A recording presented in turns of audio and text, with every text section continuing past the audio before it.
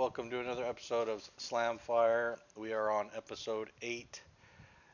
I just want to go through this real quick, guys. I know it's like a broken record, but I just want to get into the habit of doing it. But we're on YouTube, BitChute, Rumble.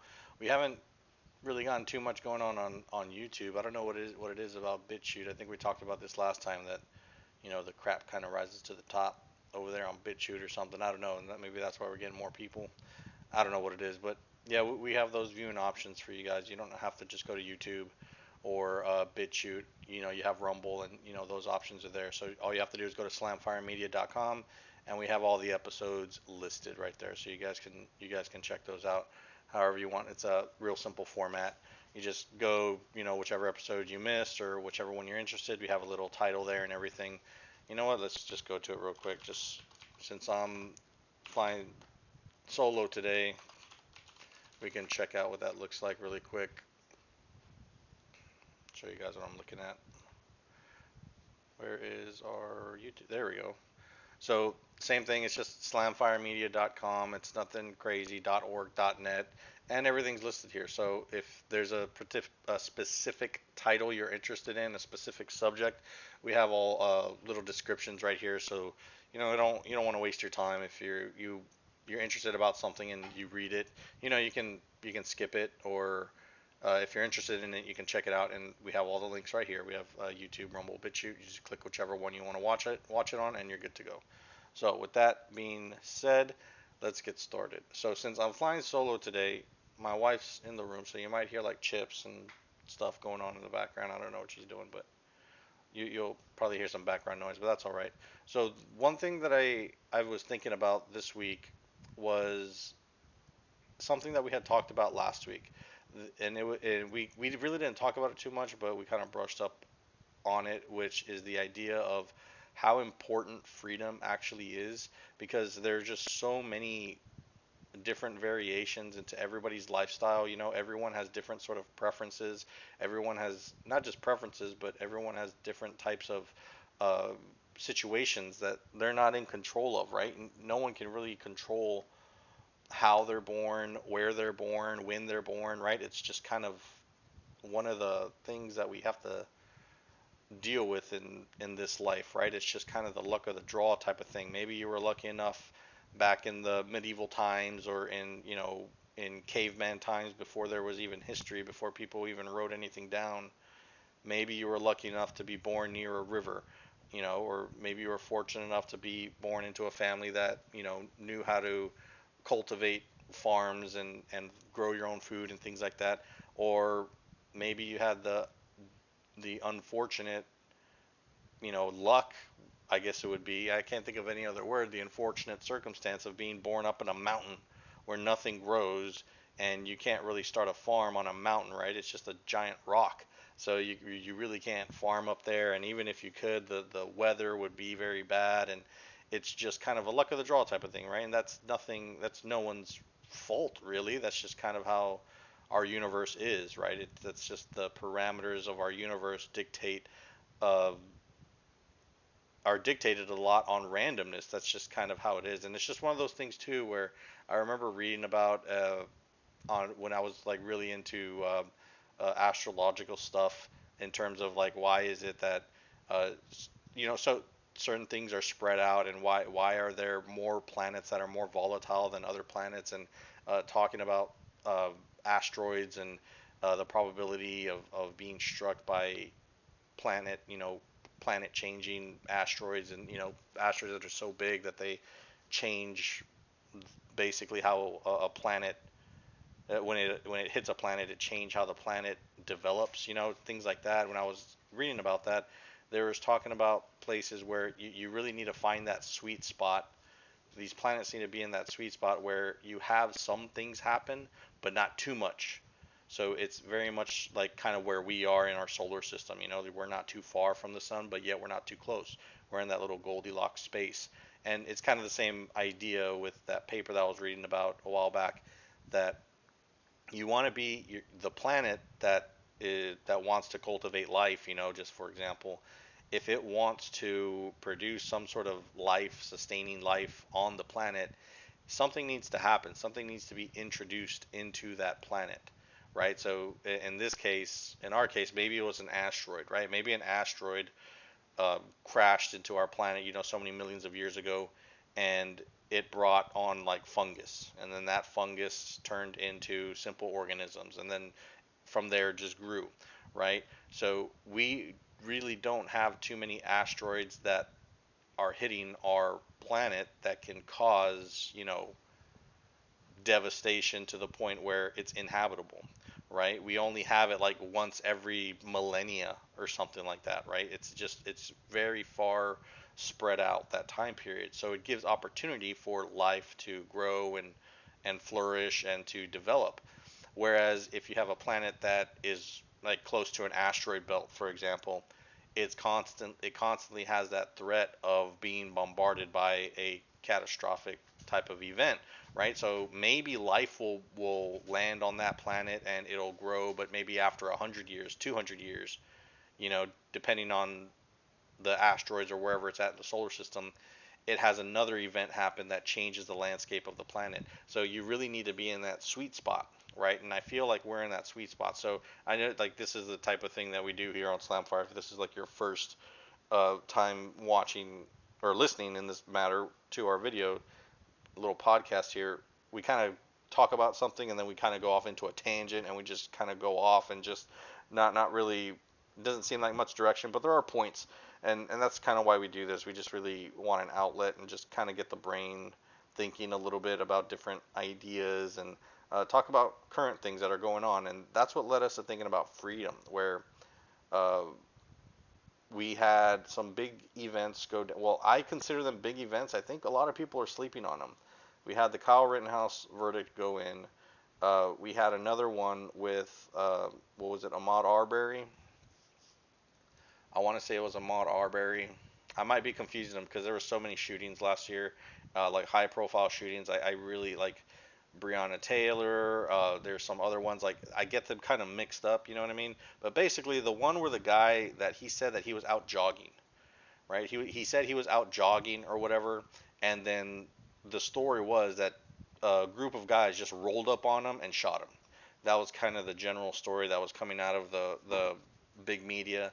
All the major outlets were reporting that, like, oh, there was a man who was just allegedly jogging, and some bystanders came and just shot him, and that was pretty much it. But now, though those cases have come out, and we kind of have we kind of have a better understanding of what the facts are and everything like that. So I'll make the connection of why freedom is so important, in a bit. But all this is kind of tied together because I was thinking about all this stuff, and there's a lot of overreach. I feel like the government feels that. Now, I'm not going to say government like it's an entity. I mean, it kind of is, but in the sense that the government is just comprised of people. And I feel like these people have just, it's gotten to their head, so they feel they can get away with a lot more than they actually should, and they actually can, right? Because we actually made the mistake of giving the government too much power, and I'm sure you guys have remember this. I feel that government is just way too big, and it's to the point where it can't be controlled anymore. It's that's why I kind of say it's an entity unto itself, because it's just formed into this thing that just encompasses everything, right? It takes up, it's in our schools, it's in our banks, it's in our money, right? It's in our jobs, it's everywhere. Government is even in our constitutional rights, like our right to free speech. There's only certain things you can say, right? That's why we have so many outlets. Excuse me. That's why we have so many uh, what are they, like, video hosting sites that we post to, right? We post to YouTube, we post on Rumble and BitChute, because there is that underlining reality that any one of these companies, any one of these media outlets, whatever you want to call them, video hosting websites, can just drop us if they don't like what we're saying, and that's not freedom. I know that's like I'm getting into like that's like a little nuance type of thing. Well, they're a privately owned company and they can do whatever they want, but no, I'm pretty sure there's government reach to the point where if you say something wrong, then someone can come and potentially, sue you for it. And if they don't get what they want, you could probably go to jail for saying something. It's happened. It has happened. Maybe not in the United States. It's not as prevalent in the United States, but this has happened like in Germany. I believe it was. I want to say it was Germany. It was Count Dankula. I think it was in Germany. Count Dankula. It was a meme or something like that, right? Like he posted a meme. It was a joke about. I don't know what it was. I don't know if it was the Hitler dog, the Hitler pug, or whatever. I don't know what it was, but it was a joke, a meme, or something like that, some sort of joke, and I think he served time for it. I'm like 90% sure he served time for it. No, like 99% sure he served time for it. And it was just a joke. It was a straight up joke, and he served prison for it. Like that is the opposite of freedom of speech, and I think of freedom in general, right? The ability to just say something, just to have an idea. It could be the stupidest idea in the world. It could be the worst joke of all time, but someone should have the right, the freedom to say something without, repercussion from some type of government.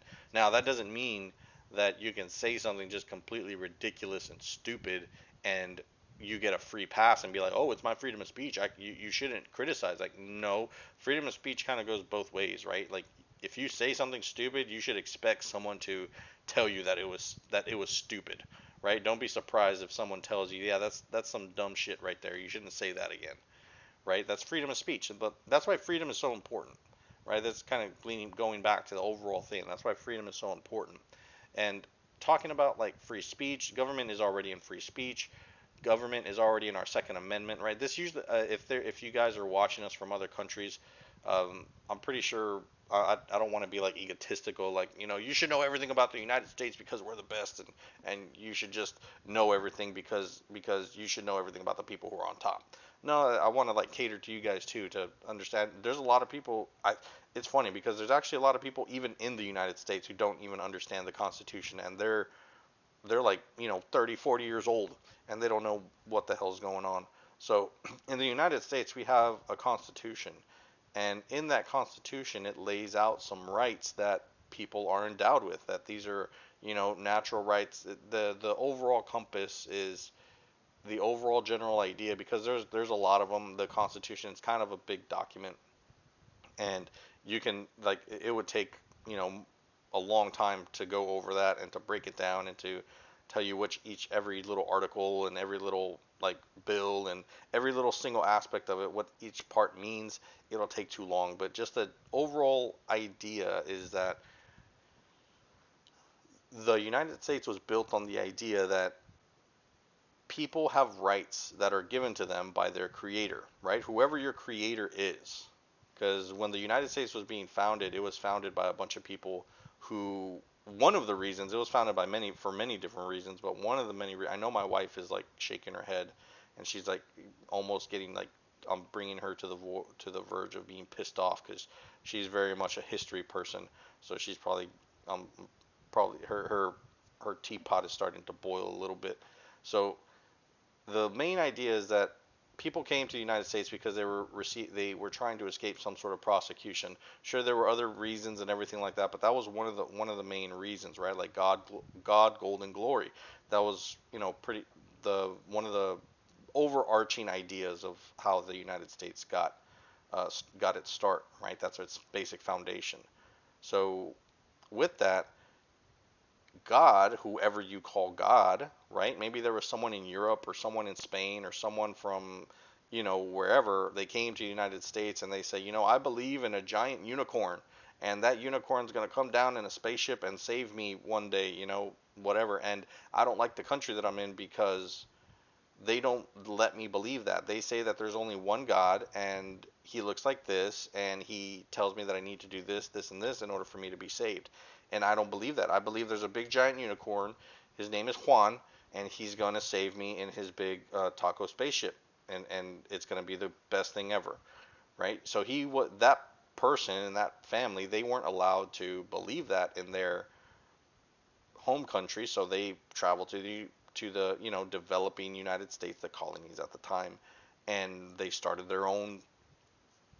I, I don't know. They started their own state. They started their own little city. They started their own little following right there, right in the United States, because they were free to do so. They had that freedom. So the freedom that your God gives you natural rights that you're born with, right? We are a very unique type of species in that we all almost require the same type of things, the same type of necessities, right? We all, for the most part, have very similar, if not the same necessities, right? We need to be safe. We need to have food. We need to have a shelter, and we need to have some sort of means to protect that, right? And this is the overarching idea behind the United States is that we're free to protect ourselves, and we're free to live a life that we feel is correct, right? Whatever that life is, if you believe that God is the only God and that God is going to come down one day and Jesus is going to return, if you believe that, or if you believe Juan, the magic flying unicorn, is going to come down in a taco and save you one day, you're free to believe that. Whether you're correct or not, that's not relevant. That really doesn't matter, right? So you're free to believe that, and you're free to protect that belief, right? You're free to protect you, your family, and your belongings and things like that. Everyone's situation is different. So this kind of goes back into what I was talking about before, where everyone's situation is different. So back in the day, and I say back in the day, I'm talking about like pre-recorded history, right? Before people even knew what words were. They before they knew what writing was, so they didn't write down anything that they did, so there's no history. So back in the day, they had they didn't have the luxuries that we had, right? They just happened to be born at a very difficult time. Today, we have luxuries that are imaginable to people that were born, 2, 3, 400 years ago. It's amazing. You can call somebody. You get on a little thing. It's like a little piece of has like it's made out of plastic and like some weird space metal, and it has like some minerals in it, some crystal rocks on it, some weird magic rocks, and you can push the buttons that are there on the screen. They're not even actual buttons. You just touch the screen, and then someone in a metal contraption that makes explosions can bring you food. It's amazing. You know what I mean? Like people back then in like 100, I'm willing to bet like 100 years ago, 200 years ago, you don't even have to go that far back. With this, it's it's is it in or un? I think it's unimaginable. It's unimaginable to them to conceive the idea, to even think of the idea that you don't have to go and hunt for your food. The human species is going to evolve to be so efficient that we're going to be able to mass produce the major necessities of life, and then you don't even have to go and get it. It can be brought to you. We have that luxury. But on that same token, on that same idea, so we all have the same, for the most part, as human beings, I'm speaking, we all have the same necessities, right? We all need the same type of thing. We all need food, we need clean air, we need clean water, and we need a means to protect ourselves, right? There are some people who are born without the ability to provide for themselves, right? The majority of the population, I'm willing to say like 60 to 80, high majority of the population is able to provide for themselves, right? And this goes across the planet, right? It doesn't matter where you live, just human species, the humans in general. But again, we are born into a universe that is very much random, and it's kind of a luck of a draw within a certain set of parameters, right? You're probably going to come out, there's babies and there's people that'll probably be born with all of their arms and legs, right? Two arms and two legs. But maybe someone might be born with only one hand, or maybe they might be born with missing digits, maybe they might be born with uh, their leg is only half of a leg, right? Maybe only up to the knee, right? Everyone's situation is different, and that's no one's fault. That's just kind of a luck of the draw type of thing, right? And this brings me back to the idea of the importance of freedom. Say you have a person who only has his arms, and he only has his arms and his hands, and he has no legs, right? They're confined to a wheelchair. And I'm pretty sure there's a lot of us out there that we can already think of a friend, a family member, right, that this has happened to. And this is also true for people. This doesn't necessarily have to be like a birth thing, something that's come out at birth. There's people who have been in the military, people who have been in very dangerous types of jobs, heavy machinery type jobs, and working out in the ocean, working out on oil tankers and rigs and things like that, fishing boats, very dangerous jobs, firefighters, things like that, EMS personnel, police officers. They've had the unfortunate reality that their life is changed completely and they don't have access to their legs anymore. So say you have a person that they live in a home by themselves, they have only their arms to be used in a utilitarian type fashion, right? That they can't use their legs for walking, they can't use their legs for the things that we take for granted every day. They're only used to using their arms. That's all that not that they're used to it. That's all they have access to, right? So say you have a person that's living on their own and let's say they're in a house. Some group of people try to break into their house and rob this person because they know, hey, this person doesn't have any legs, so we can like go in and we can kind of like, if we take his wheelchair away from him, he can't chase us or anything. If we take the phone away from him, he can't call the cops. So it's not like he can chase us around or anything like that, or he can move around. We can kind of just lock him in a room and he'll kind of just be stuck there, right? It'll be hard for him to open the door, so we can just have free dibs on everything, right? We can just lock him in a bathroom or something, and we can take his TV, we can take his couch, we can take whatever we want, right? We'll have free range access to his entire house. So if this person is told that he can only have a gun that has 5 rounds in it, this person is going to have to reload a lot, right? And what if his aim isn't good? For maybe the average person, it's like, man, in reality, I have a gun that has like 10 rounds in it, right? I think I can do okay with 3 or 4 rounds. I can kind of shoot, in the general vicinity of the person in order to stop the threat, right? I'm not shooting to kill this person. I just feel that this person is threatening me and I need to stop this threat, by any means possible, right? We don't shoot to kill, we shoot to stop the threat. So this person, a government or a state or somebody came and said, some form of government came in and said, your situation is just like everybody else, so we're going to limit your freedom because you don't need that much freedom and you should be just fine, not knowing that this person isn't able to move around, run around. He doesn't have access to the same things that everybody else has access to because of his, disability or whatever event that happened that made him lose his legs, right? His ability to walk and to move around freely like everybody else, right? And to say like this kind of leads into other things like, oh, then aren't we all equal? Shouldn't we? Why does one person deserve more than the other? It's like, I understand that argument, but the reality is we are not equal. We are not equal. That's why we need these freedoms. That's why freedom is so important, because the reality is we are not equal. But when you put a gun in someone's hand, someone that knows how to use it, then we become equal, right? Who was it? Was it the person that made Colt? It was either the person that made Colt or the person, I don't remember what it was. I have like so much information in my head that I just generalize everything. I don't remember specifics like certain dates. Like my wife is really good with dates and everything like that. I just remember like, yeah, something happened and I know what that means to me, right? I don't remember like the specifics and things like that. I'm horrible with that, but I remember that someone said that God made God made man, but Colt made man equal, right? Because I'm a short person. I'm like 5'7", 5'8" if I got my boots on, right? I'm a short dude. I only weigh about 200 pounds. I'm a small dude. I'm a small little obese fat bastard, right? I can't chase someone down who is like 6 foot, 150, well, not 150. They say like 175. That's like a well-built person, right?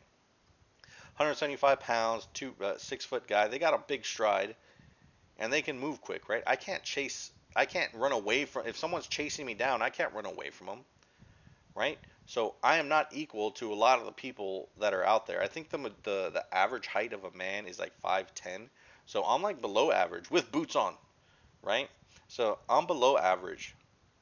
So I am not equal to the average man, right? To the average person. So shouldn't I have the freedom to decide what I need for my particular situation? Same thing for a person, a man, a woman, whoever it may be, who's locked up in their house that has no other means to defend themselves except their two hands. Shouldn't they be allowed to determine what is best in their particular situation? That was kind of what I was thinking.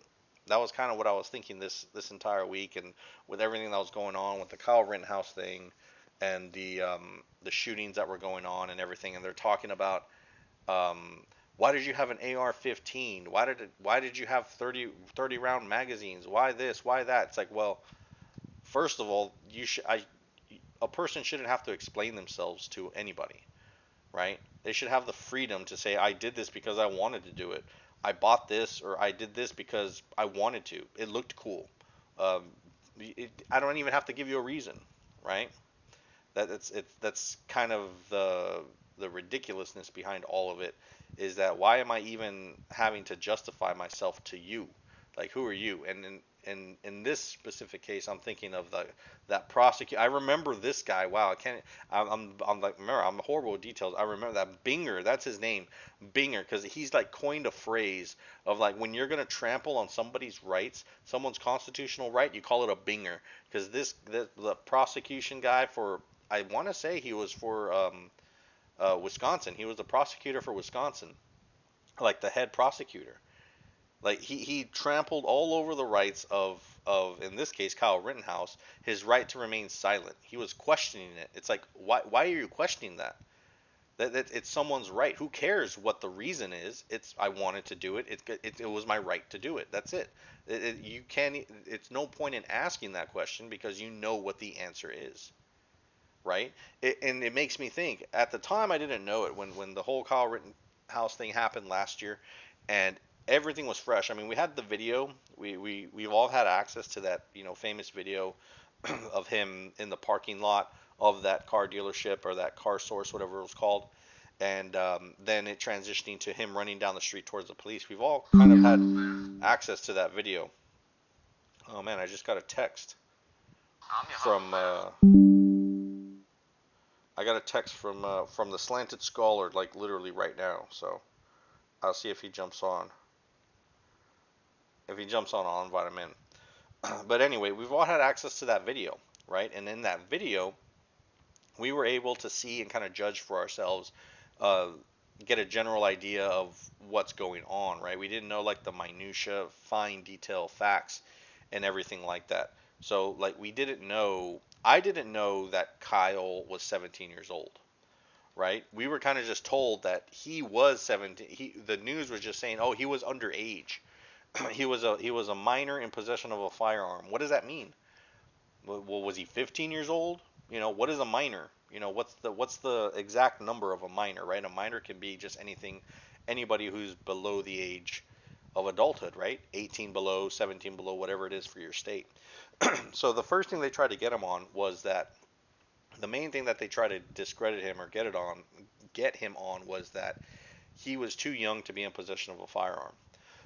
That once that got thrown out the window, that wasn't true, that any questions related to him having a gun, him having a weapon on him, should have been off the table. It doesn't matter what weapon he had on him. It doesn't matter how many how many, it doesn't matter the capacity of his magazines were. None of that, the types of rounds that were in his weapon, none of that matters. Why? Because he legally had not legally, he constitutionally had the right given to him by God to have that gun on him, did he not? Am I wrong? I'm looking at my wife. Am I wrong? Did God not give him the right to have that gun on him? I want to say yes. You have the right to protect your life, right? That means the right to bear arms. I don't think people understand what that word means. Bear means to like actually have your gun on you, right? Like you don't have to conceal it. You can carry your gun on a sling. It can be a 2-point sling. It can be a 1-point sling. It can be a 3-point sling. It can be whatever type of sling you want that best fits your personal needs, right? That's why freedom is so important because everyone's needs are different. Me personally, I like 2 point slings. They work for me. They work for my short, fat body type. So 2 point slings fit me comfortably. They fit me in a way that I can safely operate the firearm, right? Whichever rifle I happen to use, right? I've tried both. I've tried single point. I've tried 2 point, and 2 point seems to work best for me. I don't think there's a 3 point sling, but who knows? Maybe there's someone out there who would benefit from a 3 point sling. I don't know. Everyone's situation is different. Everyone needs to go off of what works best for them and in accordance to their state laws, right? So 2 point slings work for me. He had a 1 point sling. Does that matter? No, it doesn't matter because it was his right to have his gun on to protect him. And that was one of the things that pissed me off so much. It bothers me that now that I'm thinking about it, that Binger guy was just questioning, why did you have a gun if you were there to render aid? Almost as if to say, like, if you're there to help people, that means no one will attack you.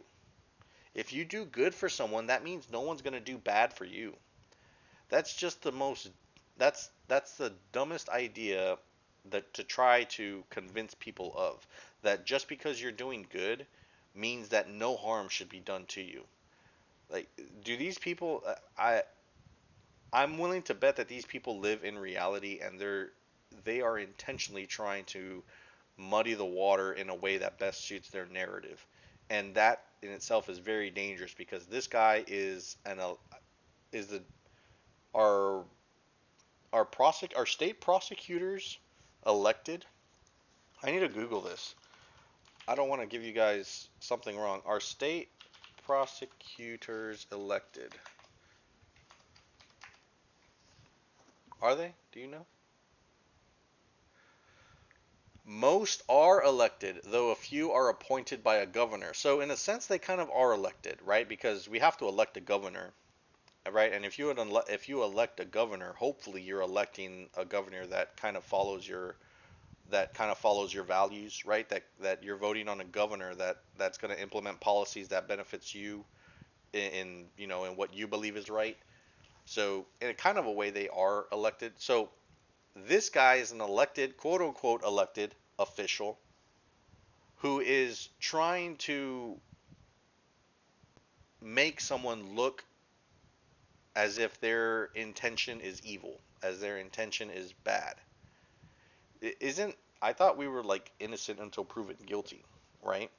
But they're treating it as if like, oh, your intentions are bad. Why did you bring a gun if you were just there to help people? If you were just there to render aid? If you just had a med kit? That doesn't make any sense to have a firearm and a first aid kit. That what? Well, first, you're not there. He wasn't there to kill anybody.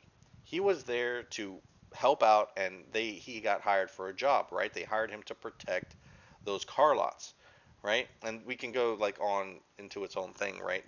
The ridiculousness of the other witnesses that it was unbearable. I recommend you guys go and check it out. I did a video before. When check out our video. Where is it? I want to show it to you right here. This one, full video. Here we go. Wisconsin v. Kyle Rittenhouse. There's some YouTubers that I mentioned in here that have some really good channels that did some really in-depth coverage of the Kyle Rittenhouse thing. It's not the whole Kyle Rittenhouse Wisconsin trial itself. It's the process that I find very, very scary in the sense that there are people who are willing to throw people's rights in the trash just so that they can get a conviction, just so that they can prove a narrative that a certain group of people are bad, that a certain people that if you have a gun, your intentions are evil. And that's just wrong. That's just that's just an un-American way of portraying an everyday person. If you are an American citizen, if you live in a quote unquote free state, which should be all the 50 states, you should have the right to have your gun with you at all times, a gun with you at all times, any gun that best suits your particular situation, right? Maybe you're a smaller framed person, maybe you're a woman, right? Maybe you're a woman, a smaller stature, you can't handle a bigger weapon, a bigger firearm like an AR-15, right? It's too much for you, you can't handle that. You should have the ability to choose which firearm works best for you, right? If you have a small little handbag and you want to put a gun in there, you should be able to decide which gun best suits your carrying profession, right? That's your constitutional right.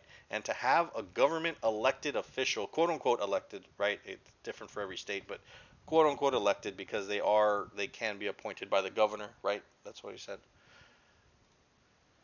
Agencies, so you guys can see, I'm Googling this, right? I'm not making this up. So most are elected, but few are appointed by the governor. This is USA.gov, okay? So just to be 100% accurate, right? I don't like to use like other videos and other people's content as much because I want to like make this as copyright free as possible, right? Like this is our original content. But yes, the what's interesting about this whole trial thing that I feel like people slept on a lot, slept on it. The importance of this is that our constitutional rights were very much on the line. If it had came out that he was guilty on those accounts of self-defense, that's what it was. It was self-defense. If if he was found guilty on those accounts, that would have taken a big hit to our constitutional right to protect ourselves. That would have meant it would be open season to just attack anybody without the fear of being prosecuted for it, without the fear of without the fear of someone defending themselves, because that's what it is. It's a deterrent, right? People don't carry guns. People don't use their firearms to kill anybody. People use their guns. People use their firearms. Whatever it is that they use, it doesn't even have to be a gun. It can just be any sort of non-lethal, stun guns. I really don't care for stun guns. They have knives and things like that. They use it to stop threats. That's the purpose of a firearm. That's the purpose of a self-defense system, whatever system you're using, right? It doesn't necessarily have to be a gun, a firearm, whatever. The purpose of a self-defense system is to stop the threat, right? And shouldn't we have the freedom to determine how we can best stop whatever's threatening us? That's why I feel that this was an important thing to talk about. You know, the importance of freedom and how important it actually is. And I think a lot of people are forgetting that we have freedom, that we have a lot of responsibility in the sense that we have this freedom, right? We need to exercise our rights so that we don't lose these freedoms that we have. It's not just about guns, our freedom of speech. We need to exercise these things. We need to stop being afraid to say something, right? Even if it's going to be offensive. I catch myself doing it every now because I'm a teacher, and the landscape as being a teacher, you got to kind of be on your tippy toes, and you can't just jump into people's conversations, and you can't just assume things about. You can't just say something, right? Because it is very nowadays. It is very political. It's not like it was, 20 years ago in the education system. Everything is politicized now.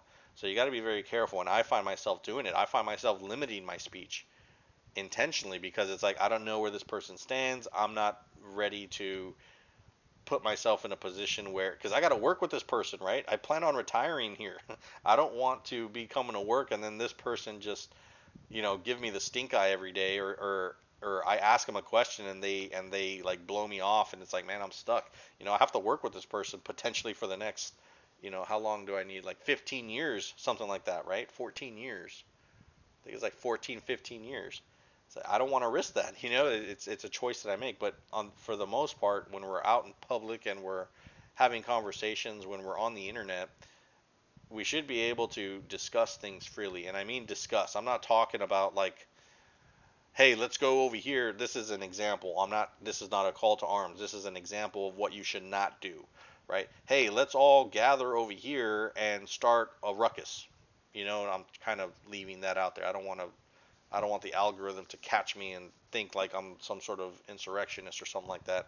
But as an example, that's a call to arms. That's a different. That's the example that everyone uses is yelling fire in a crowded building, right? Because then everyone thinks there's a fire and they all run out and they could potentially trample each other to death, and that's a no-no, right? That there's a difference between a call to arms and free speech, right?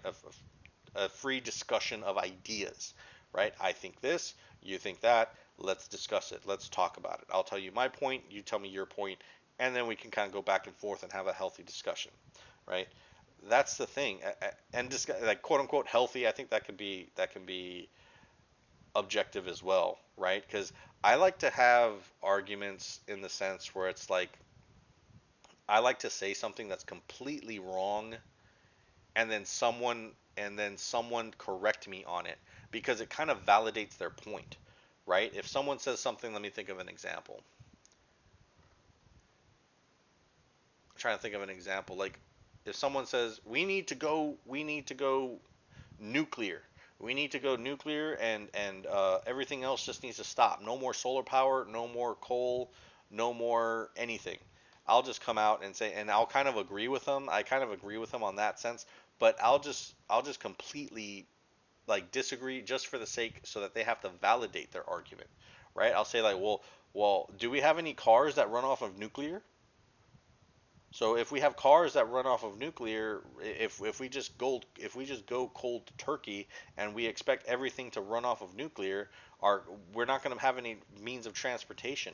I don't think there's any trains that are nuclear, so our freight industry is completely gone. I think where there's some nuclear submarines, but I don't know of any nuclear shipping vessels, right? So like trade completely stops, and and I'll just go completely out of left field. I won't even give them the benefit of the doubt of like telling them like yeah, I like that idea, but no, I'll just like go completely, I'll just slam fire it and just go completely off from left and just berate them with all these different ideas that aren't necessarily correct or whatever, but just so that they would have to validate their position. You know what I mean? It kind of puts it's kind of like a checks and balances type of thing, where does that idea really stand up to criticism? And if it doesn't, is it a good idea? That's kind of where I'm getting at. So if it doesn't stand up to criticism, it's probably not a very good idea. The idea is kind of forced to tweak itself, right? You kind of have to say, oh well, yeah, that kind of makes sense.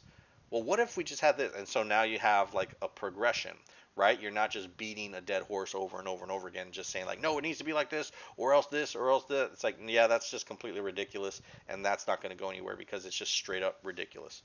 So again, guys, kind of want to leave it at there. I don't want to go too off into a tangent because it's just the Ocelot here today. I don't want to do too much without the slanted scholar. But very important discussion, something to think about, how the importance of freedom, how important it is to have our freedoms, because like I said, everyone's situation is different. Everyone has a different set of parameters that they're able to work within, right? It's just not necessarily a state, right? I live in Texas, and there's people who live in California, but that's just superficial, right? Texas gun laws are very different from. This is an example. I just go to guns because it's an easy example. Texas gun laws are very different from California gun laws, right? But that's just superficial. The differences that I'm talking about, the situations that I'm saying that everyone's situation is different that I'm talking about, is people's own personal situations. Like I was talking about before, there's people who only have two legs. They can't reload. They don't have the option of reloading all the time. Say there's a person who only has one arm. That's it. They have no legs. I know a person. I went to college with a person who only had one good arm that they could use. The rest of their body, like their left, it was his. No, I want to say it was his left arm was the one that he used the most. Or what? No, it was his right arm. His right arm was the only one that he really could use to like hold things and grasp things and things like that. His left arm was just kind of there. It didn't really do much. And then he had absolutely no use of his legs. He was literally on a it was like an electric wheelchair, but it was an electric table because he just had to lie on the table. And he actually played video games. He played fighting games competitively, and he used his right arm to hold the controller, and he used his mouth. He used his tongue to control the character. Yeah, that's why it was his right arm, because his right arm would kind of push the buttons, like the triggers. He would use the triggers and the bumpers on the right side, to push those, and then he would use his mouth and his nose to push buttons, the face buttons on the controller, and manipulate the analogs, the left analog. So imagine telling that person you can only have 5 rounds in your gun. So he goes with this one good right arm, and he's trying to aim, which he probably can't because he's so physically limited in his range of motion. So he's just gonna blow off those 5 rounds and be like, well, okay, what do we do now? Okay, well, reload. Well, I can't reload because I got to do this. You know what I mean? So why should we be limiting him when his situation is absolute? Why should we be limiting people across the board when we have people like that whose specific situations, and like I said, physical situations are extremely different from one another. I think we need to get back to the idea that everyone is different and that's okay. It's okay to be different. That's what they were saying back in the day, a long time. Not even that back in the day, back in the 80s and the 90s and stuff like that. That's the thing that they were preaching. Our diversity is what brings us strength and blah blah blah, all this junk. And it's like they forgot about it. It's like that's true. Like I think it's junk because it's like I've been bombarded by it. It's like common sense. Like yes, I know. You don't have to say it. I know. We're different. Blah blah blah. That doesn't make us special. There's a difference between different and special, right? We're different, we're not special because everyone's different. Every single person is different. I'm 5'7", 5'8" when I'm wearing boots. My brother's like 6'1", 6'2". My sister is like, no, we're about the same height, like 5'7", something like that, right? There's people that I know that are like 4 foot something, right?